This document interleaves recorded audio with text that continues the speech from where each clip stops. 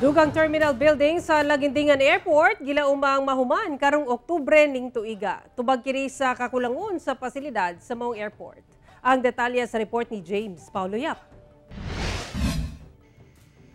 Nagpadayon karon ang construction sa dugang pre-departure building sa Lagindingan Airport sa Lagindingan, Misamis Oriental. Gisugdan ang maong proyekto niadtong Pebrero ug gilauman nga matapos karong bulan sa Oktubre. Tubag kini sa Civil Aviation Authority of the Philippines sa kakulangon sa pasilidad sa maong airport. Muna among gina-expect nga mag-decongest gid siya sa among existing terminal building sa among boarding gates nga kuan mahimo siyang ikaapat nga boarding gate. Kaya makaakomodar ang bagong terminal building og 360 ka mga pasahero sa kasamtangan. Anaalang kuno sa 500 katawang seating capacity sa nag-inusarang pre-departure area sa maong airport. Kulang kini, ilabi pa nga anaa sa 21 ka mga flights ang muabot ug mugawa sa Lagindingan Airport matag adlaw. Namon pud tay ongoing PPP process.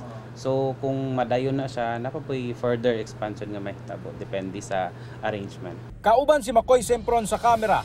Ako si James Paulo Yap para sa One Mindanao.